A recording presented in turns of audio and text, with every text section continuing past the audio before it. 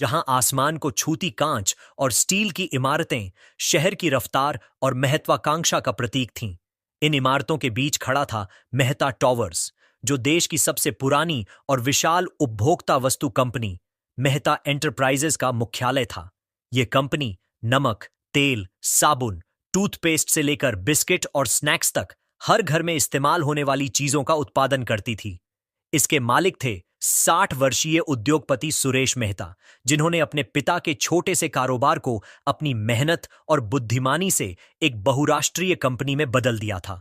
सुरेश मेहता के लिए बिजनेस केवल व्यवसाय नहीं, बल्कि एक धर्म था, जिसके नियम थे अनुशासन, पूर्णता और योग्यता। उनकी कंपनी में चपरासी से लेकर निदेशक तक हर कर्मचारी को उसकी डिग्री और अनुभव के आधार पर चुना जाता था। उनके लिए किसी व्यक्ति की कीमत उसकी फाइल में लगे प्रमाण पत्रों से तय होती थी। लेकिन पिछले कुछ वर्षों से इस साम्राज्य की नींव में दरारें पड़ चुकी थीं। कंपनी के उत्पाद बाजार में टिक नहीं पा रहे थे, मुनाफा लगातार घट रहा था और कर्मचारियों की चमक फीकी पड़ चुकी थी। बोर्डरूम की बैठकों में महंगे सूट पहने मैनेजर लैपटॉप पर प्रेजेंटेशन बनाते, जटिल अंग्रेजी में बात करते और समस्याओं के सतही समाधान देकर निकल जाते थे। लेकिन फैक्ट्री और बाजार की असल हकीकत से कोई वाकिफ नहीं था। सुरेश मेहता यह सब देखकर थक चुके थे। उन्हें अपनी कंपनी में वह पुराना जोश और जुनून नजर नहीं आता था, जो कभी उन्होंने और उनके पिता ने मिलकर जगाया था। दिल्ली के एक कोने में करोल बाग की एक तंग बस्ती में एक साधारण परिवार रहता था। उस परिवार की 24 वर्षीय बेटी थी काव्या, जिसके नाम के आगे 10वीं फेल का लेबल लगा था। काव्या पढ़ाई में कभी तेज नहीं रही। उसे किताबी फॉर्मूले, तारीखें और आंकड़े रटना पसंद नहीं था। लेकिन उसकी नजरें बाज की तरह तेज थीं और उसका दिमाग किसी सुपर कंप्यूटर की तरह काम करता था। वह चीजों को वैसी नहीं देखती थी जैसी वे दिखती थीं, बल्कि वैसी देखती थी जैसी वे हो सकती थीं। उसके पिता का कई साल पहले देहांत हो चुका था और घर की सारी जिम्मेदारी उसकी मां और उस पर थी। उसकी मां करोल बाग मेट्रो स्टेशन के पास एक छोटी सी चाय की दुकान चलाती थी और काव्या दिन भर वहां मदद करती थी।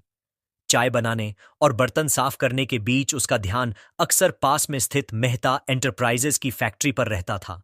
वहां से निकलने वाले ट्रक, गेट पर घंटों खड़े ड्राइवर, उदास चेहरों वाले कर्मचारी, सिक्योरिटी गार्ड की लापरवाही और मैनेजरों का घमंडी रवैया, सब कुछ उसकी तेज नजर में कैद हो जाता था। उसे फैक्ट्री की छोटी बड़ी खामियां इतनी साफ दिखती थीं जितनी अंदर बैठे मैनेजरों को कभी नहीं दिखीं। काव्या की मां की तबीयत पिछले कुछ महीनों से खराब थी। एक दिन अचानक उन्हें सांस लेने में तकलीफ हुई। अस्पताल ले जाने पर पता चला कि उनके फेफड़ों में गंभीर समस्या है और इलाज के लिए लाखों रुपये चाहिए। यह सुनकर काव्या का दिल बैठ गया। चाय की दुकान से रोज की रोटी तो चल सकती थी, लेकिन इतना बड़ा खर्च उठाना नामुमकिन था। उस रात काव्या ने आंखें मूंद कर सोचा और उसका मन अपनी मां को खोने के ख्याल से कांप उठा। तभी उसके दिमाग में एक साहसिक विचार कौंधा। वह सीधे सुरेश मेहता से मिलेगी और उनसे मदद मांगेगी, लेकिन यह मदद मुफ्त में नहीं, बल्कि अपनी काबिलियत साबित करके। उसने ठान लिया कि अगर जिंदगी को बदलना है तो उसे यह जोखिम उठाना ही होगा। अगली सुबह काव्या सादे कपड़े पहनकर मेहता टॉवर्स के गेट पर पहुंच गई।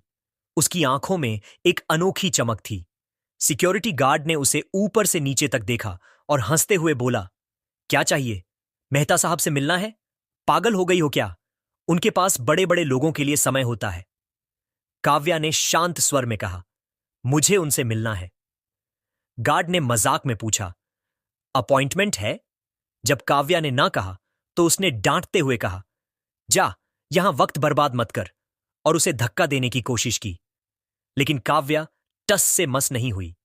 वह चुपचाप गेट के पास एक कोने में खड़ी हो गई और पूरे दिन वहीं रही। अगले दिन, फिर उसके अगले दिन, एक हफ्ता बीत गया। धूप, बारिश, भूख, प्यास सब सहते हुए वह वहीं खड़ी रही। उसकी जिद देखकर गार्ड परेशान हो गए। आखिरकार यह बात सिक्योरिटी हेड तक पहुंची और फिर सुरेश मेहता के निजी सचिव तक।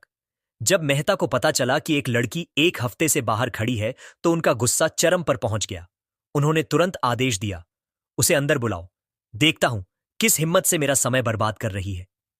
जब काव्या मेहता टॉवर्स के भव्य केबिन में दाखिल हुई तो वहां की शानो शौकत देखकर भी उसकी आंखों में न डर था न हैरानी। वह सब कुछ ऐसे देख रही थी जैसे कोई गुत्थी सुलझा रही हो। सुरेश मेहता ने तीखे स्वर में पूछा, क्या चाहती हो? क्यों मेरा वक्त बर्बाद कर रही हो? काव्या ने बिना किसी हिचक के कहा, मुझे आपकी कंपनी में नौकरी चाहिए। मेहता जोर से हंसे। नौकरी चाहिए? तुम्हारे पास कौन सी डिग्री है? काव्या ने बिना झिझके जवाब दिया, मैं 10वीं फेल हूं। यह सुनकर मेहता का गुस्सा और भड़क गया। 10वीं फेल और तुम मेरी कंपनी में नौकरी मांगने आई हो? हिम्मत कैसे हुई? निकलो यहां से। लेकिन काव्या अपनी जगह पर डटी रही। उसने दृढ़ स्वर में कहा, साहब, मुझे सिर्फ 3 महीने का समय दीजिए। अगर मैं 3 महीने में आपकी कंपनी की हालत नहीं बदल दूं तो आप मुझे जेल भेज दीजिए। मैं खुद पुलिस के सामने कहूंगी कि मैंने आपके साथ धोखा किया। सुरेश मेहता स्तब्ध रह गए। उन्होंने अपने जीवन में ऐसा दुस्साहसी प्रस्ताव कभी नहीं सुना था। एक साधारण 10वीं फेल लड़की उनकी अरबों की कंपनी का नक्शा बदलने की बात कर रही थी और बदले में अपनी आजादी दांव पर लगा रही थी। उन्हें लगा कि यह लड़की या तो पूरी तरह सनकी है या इसमें कुछ असाधारण है। उन्होंने कड़क स्वर में पूछा, तुम्हें ऐसा क्यों लगता है कि तुम वो कर सकती हो जो मेरे करोड़ों की सैलरी वाले मैनेजर नहीं कर पा रहे? काव्या ने आत्मविश्वास के साथ जवाब दिया, क्योंकि आपके मैनेजर आपकी कंपनी को ऊपर से देखते हैं और मैं उसे नीचे से देखती हूं। मैं जानती हूं कि आपकी फैक्ट्री के गेट नंबर 2 से हर दिन हजारों लीटर डीजल चोरी होता है, क्योंकि वहां का गार्ड ड्राइवरों से मिला हुआ है। आपके साबुन के गोदाम में हर महीने लाखों का नुकसान होता है, क्योंकि पैकिंग खराब है और कोई ध्यान नहीं देता। आपका सबसे ज्यादा बिकने वाला ब्रांड रीगल बिस्किट अब बाजार में इसलिए नहीं बिक रहा क्योंकि प्रतियोगी कम दाम में बेहतर स्वाद दे रहे हैं और आपके मैनेजरों ने आपको यह कभी नहीं बताया क्योंकि वे अपनी कुर्सी बचाने में व्यस्त हैं।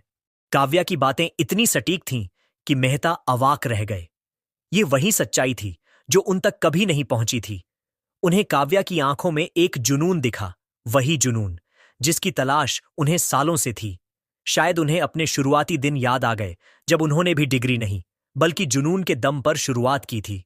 उन्होंने गहरी सांस ली और एक ऐसा फैसला लिया जिसने उनके बोर्ड और मैनेजरों को चौंका दिया। ठीक है, उन्होंने कहा, मैं तुम्हें 3 महीने का समय देता हूं। तुम्हारी तनख्वाह होगी 18,000 रुपए महीना। कोई पद नहीं, कोई ऑफिस नहीं, तुम सिर्फ एक ऑब्जर्वर होगी। कंपनी में कहीं भी जा सकती हो, किसी से भी बात कर सकती हो, लेकिन शर्त वही है, अगर 3 महीने में तुमने कुछ ऐसा नहीं किया जिससे कंपनी को फायदा हो तो मैं तुम्हें सचमुच जेल भेज दूंगा। काव्या के चेहरे पर आत्मविश्वास भरी मुस्कान आई। मंजूर है साहब, उसने कहा। जब काव्या ने मेहता एंटरप्राइजेज में अपनी पहली सुबह बिताई तो उसे साफ महसूस हुआ कि बाहर की चमक दमक के पीछे कितना खोखलापन छिपा है। ऑफिस की 7वीं मंजिल पर मार्बल के फर्श के बीच महंगे सूट वाले मैनेजर एक दूसरे से मुस्कुराकर हाथ मिलाते थे, लेकिन उनकी आंखों में असुरक्षा और डर साफ दिखता था। वे किसी के लिए काम नहीं कर रहे थे, बल्कि किसी अनदेखी जंजीर में बंधे थे। दूसरी तरफ नीचे फैक्ट्री फ्लोर पर मजदूर धूल, पसीने और शोर के बीच पुरानी मशीनों से जूझ रहे थे। उनके चेहरों पर थकान और बेबसी का बोझ साफ दिखता था। काव्या ने फैसला किया कि उसे अपने 3 महीने यहीं से शुरू करने होंगे, क्योंकि किसी भी साम्राज्य की असली ताकत उसकी नींव होती है और मेहता एंटरप्राइजेज की नींव यही फैक्ट्री थी। उसने मजदूरों के बीच बैठना शुरू किया, उनके साथ खाना खाया, उनकी समस्याएं सुनी। उसने पाया कि मशीनें इतनी पुरानी हैं कि हर घंटे में 25 मिनट खराबी की वजह से उत्पादन रुक जाता है, लेकिन मैनेजरों की रिपोर्ट में सब कुछ सामान्य दिखाया जाता है ताकि ऊपर गड़बड़ का इल्जाम उन पर न आए। मजदूरों ने बताया कि सालों से नई मशीनें नहीं खरीदी गईं, हालांकि बजट में हर साल इसके लिए पैसा दिखाया जाता है, यानी बीच में कोई गड़बड़ है। काव्या ने यह भी देखा कि गार्ड ट्रकों की जांच सिर्फ औपचारिकता के लिए करते थे। एक दिन उसने अपनी आंखों से देखा कि 4 ट्रक भरे हुए बाहर जा रहे थे और गार्ड ने बिना रजिस्टर में एंट्री किए उन्हें जाने दिया। उसने ड्राइवरों से बात करने की कोशिश की तो वे डरकर भाग गए। उसे समझ आ गया कि चोरी संगठित तरीके से हो रही है। यह सिर्फ गार्ड और ड्राइवरों की चालाकी नहीं, बल्कि अंदर के लोगों की मिलीभगत थी। काव्या का अगला कदम था बाजार में जाकर हकीकत जानना। वह सादे कपड़े पहनकर चांदनी चौक की तंग गलियों में गई, जहां छोटे छोटे किराना दुकानदार बैठे थे। उसने उनसे पूछा कि वे मेहता एंटरप्राइजेज का रीगल बिस्किट क्यों नहीं रखते। एक दुकानदार ने हंसकर कहा, बीबी इसे कौन लेगा, 18 रुपए का पैकेट है और स्वाद भी पुराना। लोग अब सस्ते में बेहतर क्वालिटी चाहते हैं। आजकल वर्मा बेकरी का 12 रुपए वाला पैकेट बिक रहा है, स्वाद अच्छा, मुनाफा भी। काव्या ने कई दुकानदारों से बात की और सब ने यही कहा। उसने एक एक पैकेट खरीदा और घर जाकर उनकी तुलना की।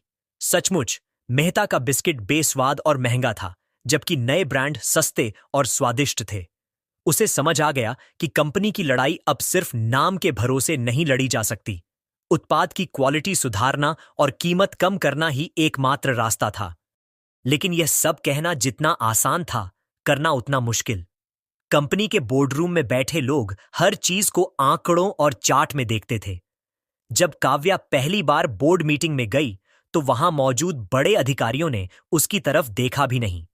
किसी ने ताना मारा, ये कौन है, साधारण कपड़े पहनकर मीटिंग में घुस गई। किसी ने धीरे से हंसी उड़ाई, लेकिन सुरेश मेहता ने सबको चुप कराते हुए कहा, यह हमारी ऑब्जर्वर है, जो चाहे कह सकती है।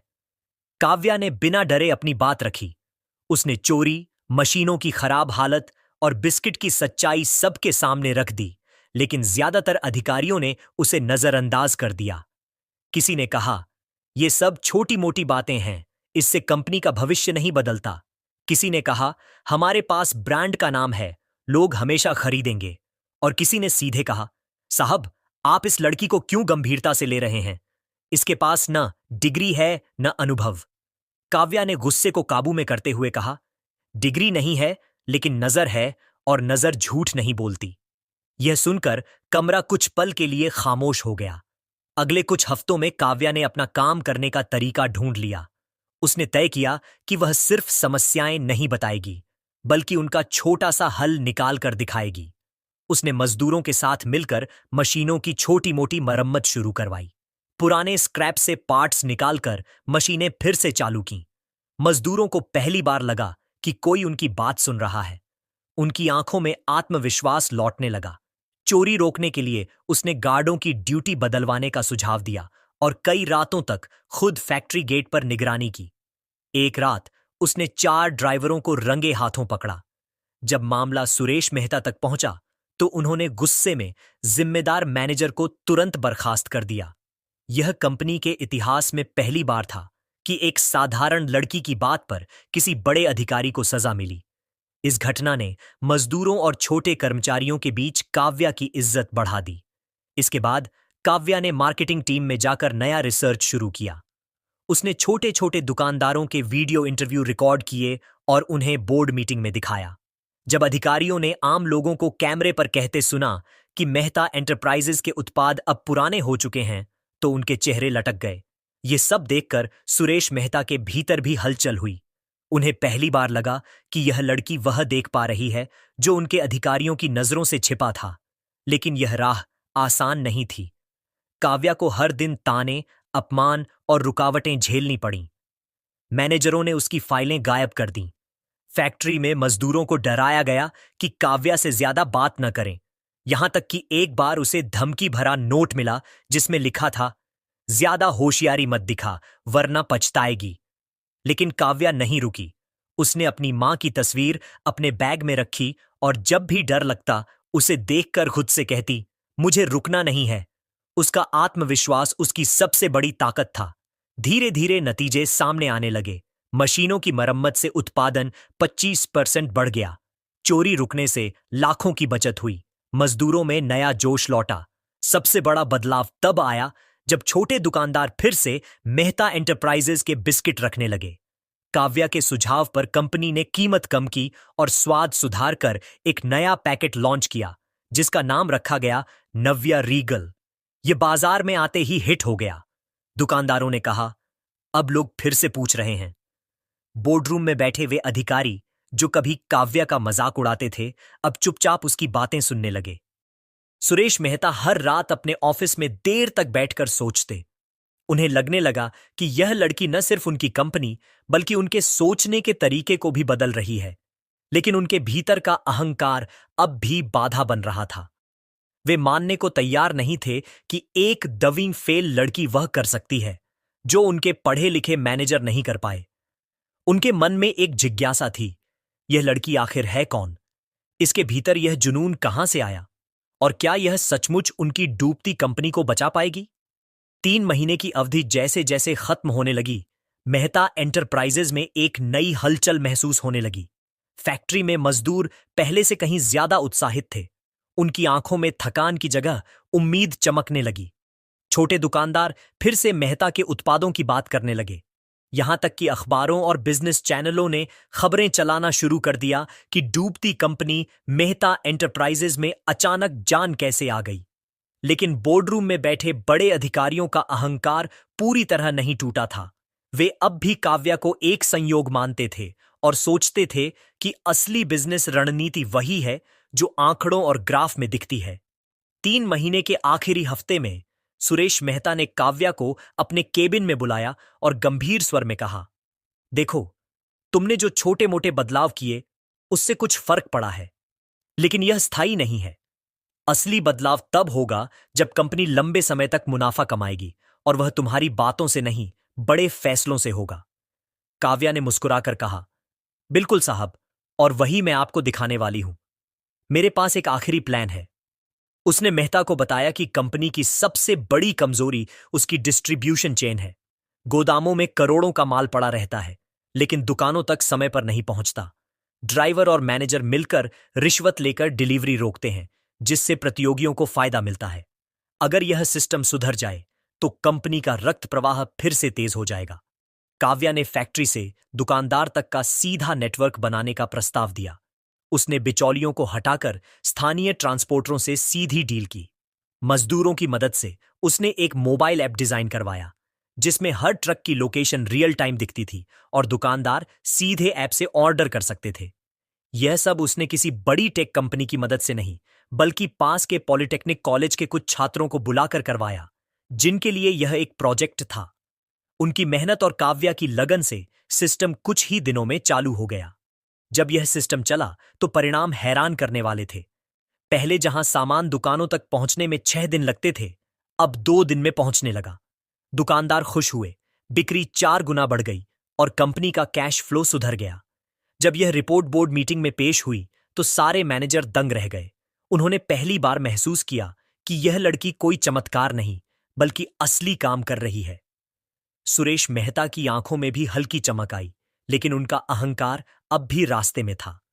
उन्होंने सख्त स्वर में कहा, ठीक है, तुमने 3 महीने में अच्छा काम किया, लेकिन यह मत समझो कि तुमने कंपनी को बदल दिया। यह सब अस्थायी है।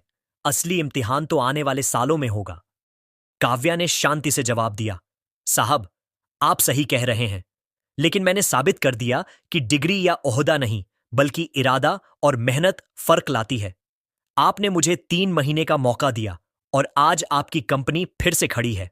अब फैसला आपका है कि आप मुझे बाहर करेंगे या आगे बढ़ने देंगे। मीटिंग खत्म होने के बाद सुरेश मेहता देर रात तक अपने केबिन में अकेले बैठे रहे। खिड़की से बाहर दिल्ली की चमकती रोशनी को देखते हुए उन्हें अपने पुराने दिन याद आए, जब उन्होंने बिना किसी डिग्री के सिर्फ जिद और मेहनत से कंपनी की नींव रखी थी। उन्हें महसूस हुआ कि वही जिद आज इस लड़की में जिंदा है। जिस अहंकार ने उन्हें जकड़ रखा था, वही उनकी कंपनी को डुबो रहा था।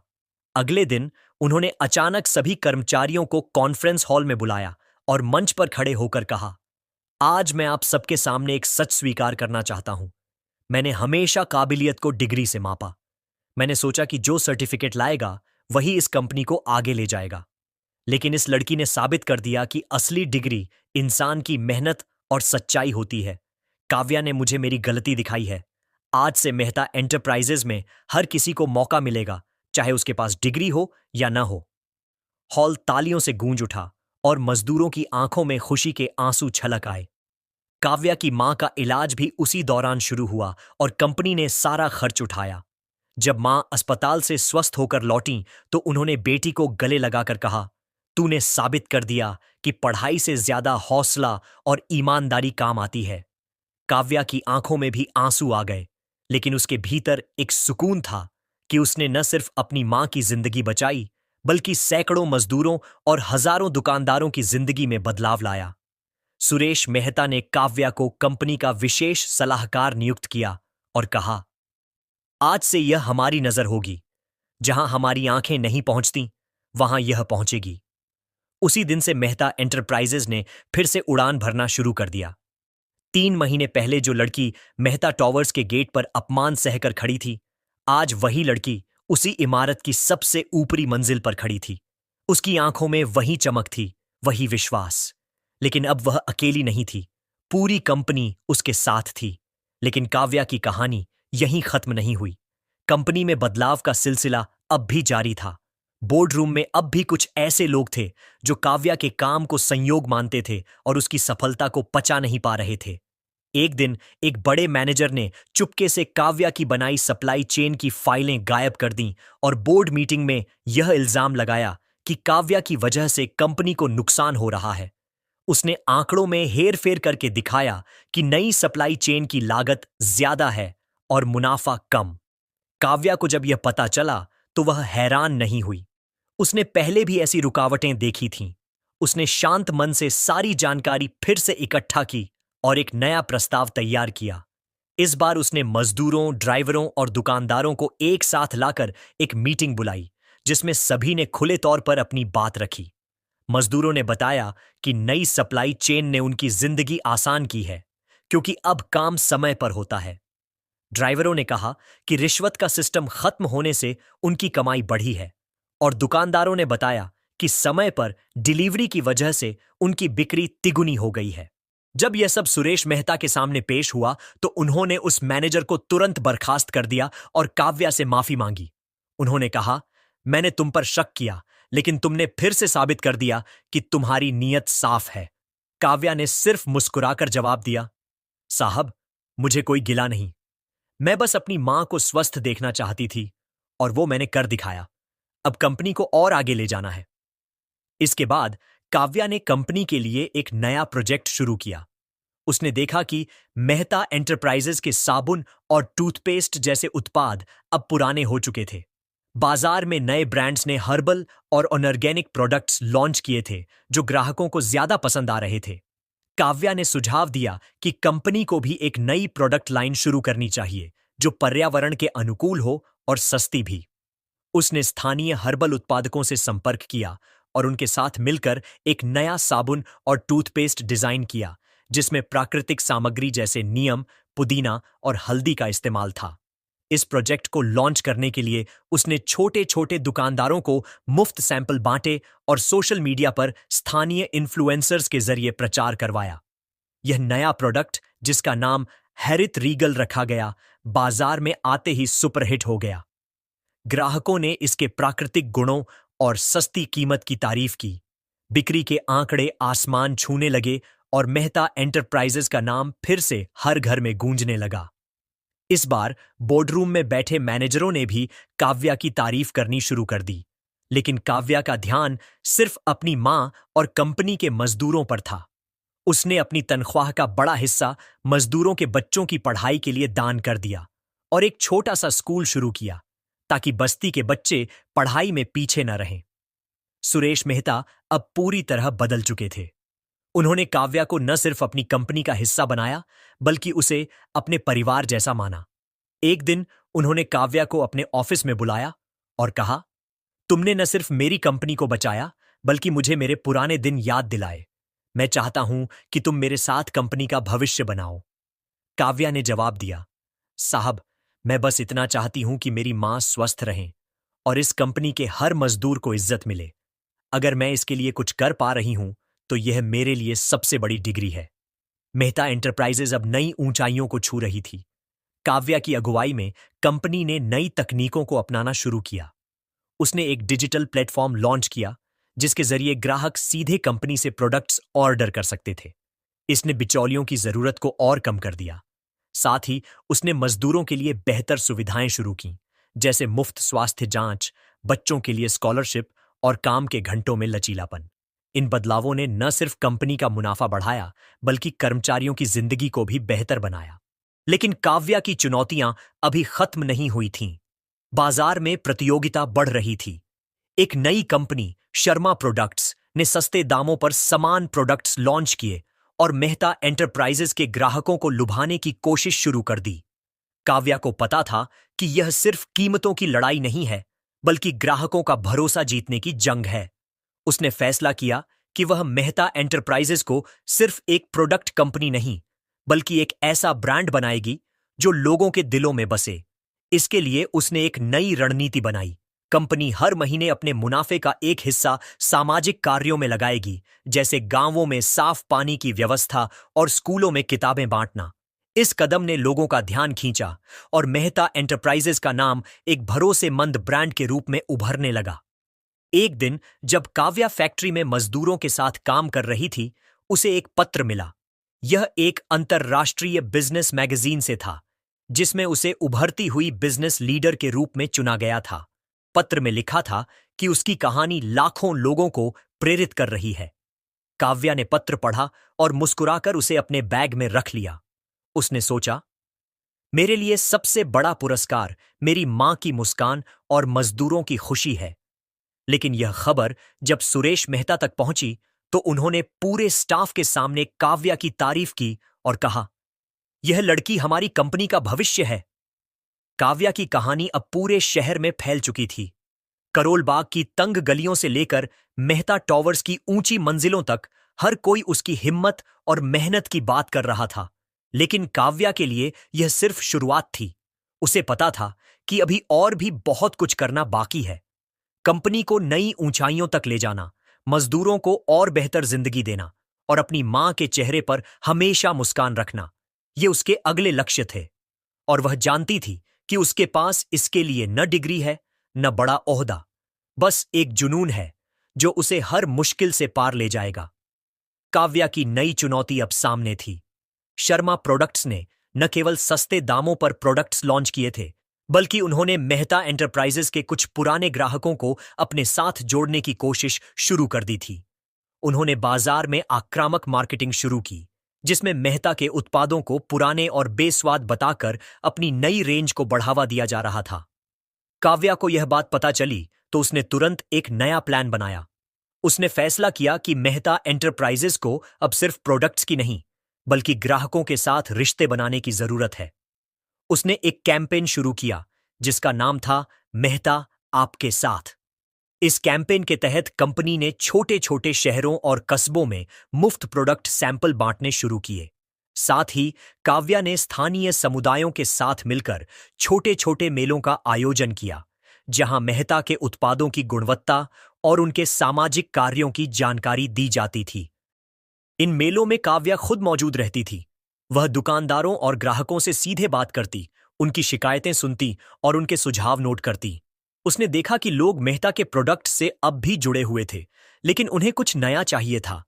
काव्या ने इस फीडबैक को गंभीरता से लिया और एक नई प्रोडक्ट लाइन पर काम शुरू किया। इस बार उसने बच्चों के लिए एक खास बिस्किट डिजाइन किया, जिसमें प्राकृतिक मिठास और पोषक तत्वों का ध्यान रखा गया। इस बिस्किट का नाम रखा गया मेहता किड्स क्रंच। इसकी पैकेजिंग रंग बिरंगी थी और हर पैकेट के साथ एक छोटा सा खिलौना मुफ्त दिया जाता था। यह बच्चों और माता पिता दोनों को पसंद आया। इस नए प्रोडक्ट की लॉन्चिंग के लिए काव्या ने एक अनोखा तरीका अपनाया। उसने स्कूलों में मुफ्त वितरण शुरू किया और बच्चों को अपने प्रोडक्ट की कहानी बताने के लिए छोटे छोटे कार्टून वीडियो बनवाए। इन वीडियो में मेहता एंटरप्राइजेज की नींव की कहानी थी, कैसे एक छोटा सा कारोबार आज लाखों घरों तक पहुंच चुका था। इन वीडियो को सोशल मीडिया पर डाला गया और देखते ही देखते वे वायरल हो गए। बच्चों ने मेहता किड्स क्रंच को इतना पसंद किया कि दुकानदारों को बार बार ऑर्डर देने पड़े। इस कैंपेन ने न सिर्फ बिक्री बढ़ाई, बल्कि मेहता एंटरप्राइजेज को एक परिवार जैसा ब्रांड बना दिया। लेकिन शर्मा प्रोडक्ट्स ने हार नहीं मानी। उन्होंने मेहता के नए बिस्किट की नकल करने की कोशिश की और बाजार में एक सस्ता संस्करण लॉन्च किया। काव्या को यह बात पता चली तो उसने इसे एक मौके के रूप में देखा। उसने मेहता एंटरप्राइजेज के लिए एक नया स्लोगन बनाया, क्वालिटी जो भरोसा दे। उसने ग्राहकों को यह समझाने पर ध्यान दिया कि मेहता के प्रोडक्ट्स में सिर्फ स्वाद नहीं, बल्कि विश्वास और गुणवत्ता भी है। उसने कंपनी की वेबसाइट पर एक सेक्शन शुरू किया, जहां हर प्रोडक्ट की सामग्री और बनाने की प्रक्रिया की पूरी जानकारी दी जाती थी। यह पारदर्शिता ग्राहकों को बहुत पसंद आई। इसी बीच काव्या ने फैक्ट्री के मजदूरों के लिए एक नई पहल शुरू की। उसने देखा कि कई मजदूर अपने बच्चों को पढ़ाने में असमर्थ थे, क्योंकि उनकी कमाई का ज्यादातर हिस्सा रोजमर्रा के खर्चों में चला जाता था। काव्या ने कंपनी से एक प्रस्ताव रखा कि हर मजदूर के बच्चे को मुफ्त स्कूलिंग और किताबें दी जाए। इसके लिए उसने कंपनी के मुनाफे का एक छोटा हिस्सा अलग करने का सुझाव दिया। सुरेश मेहता ने इस प्रस्ताव को तुरंत मंजूर कर लिया। इस पहल ने न सिर्फ मजदूरों का भरोसा जीता, बल्कि कंपनी की छवि को और मजबूत किया। अखबारों और सोशल मीडिया पर मेहता एंटरप्राइजेज की इस सामाजिक जिम्मेदारी की खूब तारीफ हुई। लेकिन हर बार की तरह काव्या की राह में रुकावटें अभी भी थीं। बोर्डरूम में कुछ पुराने मैनेजर अब भी उसकी सफलता को हल्के में लेते थे। एक दिन एक सीनियर मैनेजर ने बोर्ड मीटिंग में काव्या के नए कैंपेन पर सवाल उठाया। उसने कहा, ये सारे सामाजिक कार्य और मुफ्त सैंपल बांटने से कंपनी का खर्च बढ़ रहा है। हमें मुनाफे पर ध्यान देना चाहिए, न कि लोगों को खुश करने पर। काव्या ने शांति से जवाब दिया, साहब, मुनाफा तभी आएगा जब लोग हम पर भरोसा करेंगे, और भरोसा मुफ्त में नहीं मिलता। हमें पहले लोगों के दिल जीतने होंगे।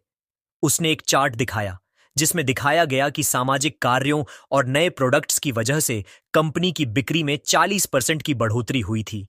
यह देखकर मैनेजर चुप हो गया और बाकी बोर्ड मेंबर्स ने तालियां बजाईं।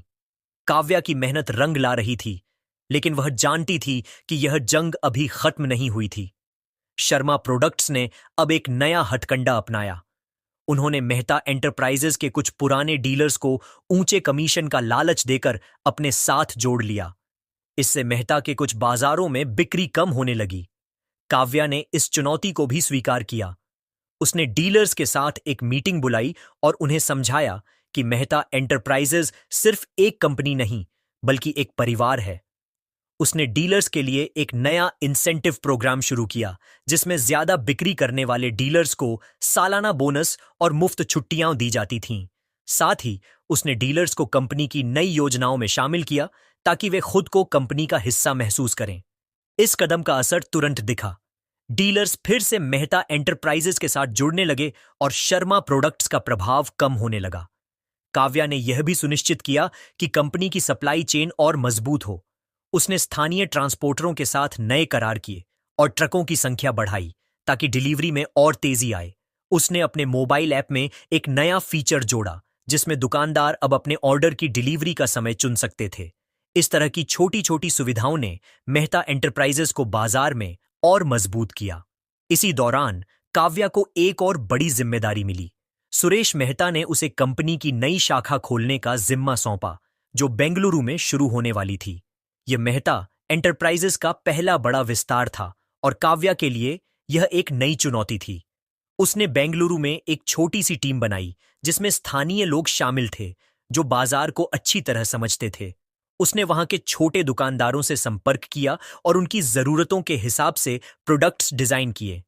बेंगलुरु की शाखा ने पहले ही महीने में उम्मीद से ज्यादा मुनाफा कमाया और मेहता एंटरप्राइजेज का नाम दक्षिण भारत में भी गूंजने लगा।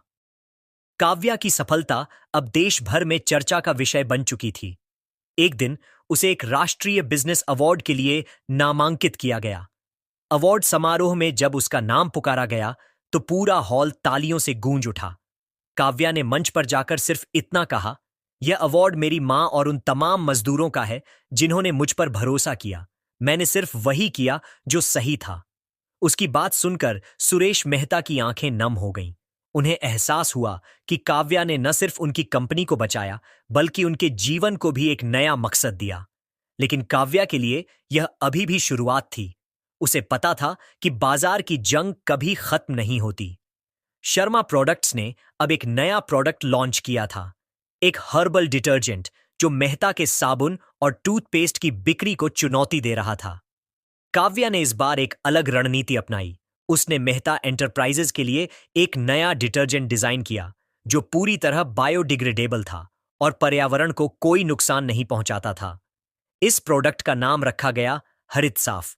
इसकी लॉन्चिंग के लिए काव्या ने एक अनोखा कैंपेन शुरू किया, जिसमें कंपनी ने हर पैकेट की बिक्री का एक हिस्सा पेड़ लगाने के लिए दान करने का वादा किया। इस कैंपेन ने पर्यावरण के प्रति जागरूक ग्राहकों का ध्यान खींचा और हरित साफ बाजार में छा गया। इस बीच काव्या ने मजदूरों के लिए एक और पहल शुरू की। उसने फैक्ट्री में एक छोटा सा प्रशिक्षण केंद्र खोला, जहां मजदूरों को नई मशीनों को चलाने की ट्रेनिंग दी जाने लगी। इससे न सिर्फ उनका कौशल बढ़ा, बल्कि उनकी तनख्वाह में भी इजाफा हुआ।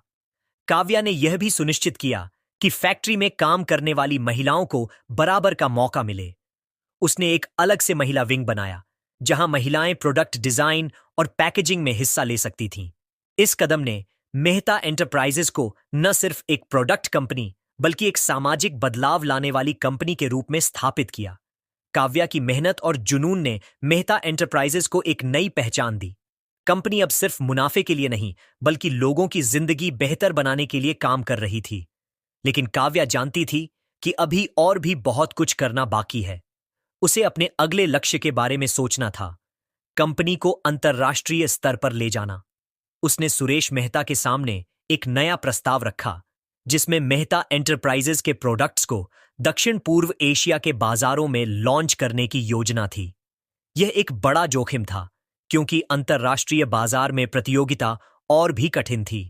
लेकिन काव्या का आत्मविश्वास और उसकी अब तक की सफलता ने सुरेश मेहता को भरोसा दिलाया कि यह लड़की जो ठान लेती है, उसे करके दिखाती है। उन्होंने काव्या को पूरी छूट दी और कहा, जाओ, दुनिया को दिखाओ कि मेहता एंटरप्राइजेज क्या है। काव्या ने इस नए मिशन को स्वीकार किया और अपनी छोटी सी टीम के साथ दक्षिण पूर्व एशिया के बाजारों का अध्ययन शुरू किया। उसने सिंगापुर, मलेशिया और थाईलैंड में छोटे छोटे दुकानदारों से मुलाकात की और उनके बाजार की जरूरतों को समझा। उसने देखा कि वहां के लोग सस्ते और पर्यावरण के अनुकूल प्रोडक्ट्स की तलाश में थे। काव्या ने मेहता एंटरप्राइजेज के लिए एक खास रेंज डिजाइन की, जिसमें छोटे पैकेट्स में प्राकृतिक साबुन और टूथपेस्ट शामिल थे। इन प्रोडक्ट्स को स्थानीय स्वाद और जरूरतों के हिसाब से तैयार किया गया, जैसे कि नारियल और लेमन ग्रास जैसे तत्वों का इस्तेमाल। इस नई रेंज की लॉन्चिंग के लिए काव्या ने सिंगापुर में एक बड़ा इवेंट आयोजित किया। उसने वहां के स्थानीय इन्फ्लुएंसर्स और छोटे दुकानदारों को आमंत्रित किया और मेहता एंटरप्राइजेज की कहानी उनके सामने रखी। उसने बताया कि यह कंपनी सिर्फ प्रोडक्ट्स नहीं बेचती, बल्कि लोगों की जिंदगी में बदलाव लाती है। इस इवेंट ने इतना ध्यान खींचा कि सिंगापुर के कई बड़े रिटेल चेन ने मेहता के प्रोडक्ट्स को अपने स्टोर्स में जगह दी। पहले ही महीने में सिंगापुर में बिक्री ने सारे रिकॉर्ड तोड़ दिए और मेहता एंटरप्राइजेज का नाम अंतर्राष्ट्रीय बाजार में गूंजने लगा। लेकिन इस सफलता के साथ नई चुनौतियां भी सामने आईं। सिंगापुर में एक स्थानीय कंपनी ने मेहता के प्रोडक्ट्स की नकल शुरू कर दी और कम कीमत पर बाजार में उतार दिया। काव्या को यह बात पता चली तो उसने तुरंत अपनी टीम के साथ एक मीटिंग बुलाई। उसने फैसला किया कि नकल से निपटने का सबसे अच्छा तरीका है अपनी गुणवत्ता और भरोसे को और मजबूत करना। उसने मेहता के प्रोडक्ट्स के लिए एक सर्टिफिकेशन प्रोग्राम शुरू किया, जिसमें हर प्रोडक्ट पर एक क्यूआर कोड होता था। इस कोड को स्कैन करने पर ग्राहक को प्रोडक्ट की पूरी जानकारी मिलती थी। यह कहां बना, इसमें क्या सामग्री है और यह पर्यावरण के लिए कितना सुरक्षित है। इस पारदर्शिता ने ग्राहकों का भरोसा और बढ़ाया और नकली प्रोडक्ट्स की बिक्री धीरे धीरे कम होने लगी। काव्या की यह रणनीति इतनी सफल रही कि मलेशिया और थाईलैंड के बाजारों में भी मेहता एंटरप्राइजेज की मांग बढ़ने लगी। काव्या ने इन देशों में भी छोटे छोटे इवेंट्स आयोजित किए और स्थानीय समुदायों के साथ मिलकर काम किया। उसने वहां के दुकानदारों को मेहता के डिजिटल प्लेटफॉर्म से जोड़ा, ताकि वे आसानी से ऑर्डर कर सकें। इस दौरान उसने यह भी सुनिश्चित किया कि मेहता एंटरप्राइजेज के प्रोडक्ट्स की पैकेजिंग पूरी तरह रिसाइकल हो। इस कदम ने कंपनी को पर्यावरण के प्रति जागरूक ग्राहकों के बीच और लोकप्रिय बना दिया। वापस दिल्ली में सुरेश मेहता काव्या की प्रगति पर नजर रखे हुए थे। उन्हें अब पूरी तरह यकीन हो चुका था कि काव्या न सिर्फ उनकी कंपनी का भविष्य है, बल्कि वह बिजनेस की दुनिया में एक नया इतिहास लिख रही है। एक दिन उन्होंने काव्या को अपने ऑफिस में बुलाया और कहा, तुमने जो किया वह मैंने अपने पूरे करियर में नहीं देखा। मैं चाहता हूं कि तुम कंपनी की सीईओ बनो। काव्या ने मुस्कुराकर जवाब दिया, साहब, मैं अभी सीख रही हूं, मुझे अभी और बहुत कुछ करना है, लेकिन अगर आप चाहते हैं तो मैं आपके साथ मिलकर कंपनी को और आगे ले जाऊंगी। काव्या की इस विनम्रता ने सुरेश मेहता का दिल जीत लिया। उन्होंने उसे कंपनी का कार्यकारी निदेशक नियुक्त किया और उसे और ज्यादा जिम्मेदारी दी। काव्या ने इस नई भूमिका को पूरी शिद्दत से निभाया। उसने मेहता एंटरप्राइजेज के लिए एक नया विजन बनाया, एक ऐसी कंपनी जो न सिर्फ मुनाफा कमाए बल्कि समाज और पर्यावरण के लिए भी काम करे। उसने कंपनी के मुनाफे का एक हिस्सा स्थानीय समुदायों में निवेश करने का फैसला किया, जैसे कि गांवों में सौर ऊर्जा संयंत्र लगाना और बस्तियों में मुफ्त शिक्षा केंद्र खोलना। इन सब के बीच काव्या ने अपनी मां को कभी नहीं भूला। वह हर हफ्ते अपनी मां से मिलने करोल बाग जाती और उनके साथ समय बिताती। उसकी मां अब पूरी तरह स्वस्थ थीं और अपनी बेटी की सफलता पर गर्व करती थीं।